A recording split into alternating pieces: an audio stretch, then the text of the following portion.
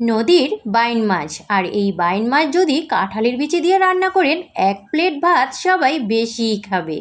আসসালামু আলাইকুম ভিউয়ার্স, আজকে আমি আপনাদের সাথে শেয়ার করব বাইন মাছ দিয়ে কাঁঠালের বিচি। তো কাঁঠালের বিচিটাকে কিন্তু আমি একেবারে বটি দিয়েই ছিলে নিয়েছি, তাই ঘষাঘষির আর প্রয়োজন নেই। আর এই কয়টাই নিয়েছি, বেশি রান্না করব না, অল্প পরিমাণেই রান্না করব। আর আজকে সরিষা তেল দিয়ে এই মাছটা রান্না করব। তো এখানে আমি পরিমাণ মতো পেঁয়াজ দিয়েছি। বাদামি কালার যখন হয়ে আসবে পেঁয়াজটা, তখন দিয়ে দিব আদা রসুন পেস্ট। তবে সবসময় আদা রসুনটা একটু কম খাওয়ার চেষ্টা করবেন, তাহলে কিন্তু শরীর ভালো থাকবে, পেট ভালো থাকবে এবং ত্বক অনেক বেশি ভালো থাকবে। তো এখন আমি দিয়ে দিব হলুদের গুঁড়া, মরিচের গুঁড়া আর কাঁচা জিরা গুঁড়া।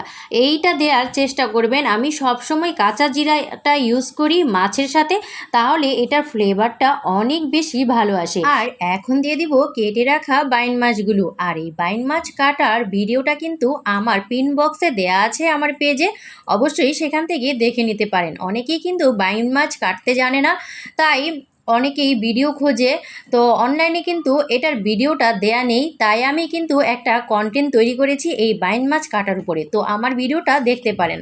আর এখানে আমি কাঁঠালের বিচিগুলো এই পর্যায়ে আমি দিয়ে দিব, দিয়ে তারপর এগুলোকে নাড়াচাড়া করব। আর বাইরে প্রচুর বাতাস থাকার কারণে কিন্তু একবার জানালা অফ করছি আর একবার বন্ধ করছি, কারণ অফ করে আমার রান্না করতে হয় আর অন করে আমার ভিডিও করতে হয়। এই দুইটা করতে করতে আমার অনেক দেরি হয়ে যাচ্ছিল। আর এখন আমি এই মশলা এবং মাছ কষিয়ে নেওয়ার পর আমি এতে পর্যাপ্ত পরিমাণ পানি দিব। আর যেহেতু বাইন মাছ একটু শক্ত প্রকৃতির মাছ, তাই কিন্তু পানির পরিমাণটা একটু বেশি দিব। অনেকক্ষণ যাবত যদি এটা রান্না করেন, তাহলে এর ভেতরে মশলাটা খুব ভালোভাবে ঢুকে যাবে এবং রান্নাটাও অসম্ভব মজার হবে। তবে অল্প আঁচে রান্না করার চেষ্টা করবেন। আর পানি দেওয়ার পর একটু কাঁচা পেঁয়াজ যদি এভাবে দিয়ে দেন, তাহলে কিন্তু অসম্ভব মজার হয়, দেখতেও খুব ভালো লাগে। ঢেকে কিছুক্ষণ রান্না করার পর আমি এতে দিয়ে দিব কাঁচামরিচ। আর এখন কিন্তু আমার জানালাটা অফ করা আছে, তাই কিন্তু অন্ধকার দেখা যাচ্ছিল। আর আমি এখানে টিপ দিয়ে দেখছিলাম যে কাঁঠালের বিচিটা সেদ্ধ হয়ে গিয়েছে কিনা। হ্যাঁ, আমার কাঁঠালের বিচিটা এখানে সেদ্ধ হয়ে গিয়েছে। এখন আমি এটাকে কিছুক্ষণ ঢেকে আবার রান্না করব। এরপর আমি এতে দিয়ে দিব ধনেপাতা কুচি। আর ধনেপাতা কুচিটা দেওয়ার চেষ্টা করবেন, তাহলে কিন্তু রান্নাটা খুব দেখতে ভালো লাগে। আর আমি এখন ধনেপাতা কুচি দিয়ে আবার একটু ঢেকে দিব, এরপর ঢেকে আবার এটাকে তুলে নিব।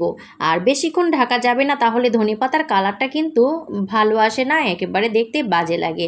আর এখন আমি একটু পরিবেশন করছি। কাঁঠালের এই সিজনে আপনি চাইলেই কিন্তু কাঁঠালের বিচি দিয়ে এভাবে বাইন মাছ রান্না করতে পারেন, যদি আপনার বাসায় বাইন মাছ থাকে, বা বাজার থেকে কিনে এনেও এই রান্নাটা করে নিতে পারেন।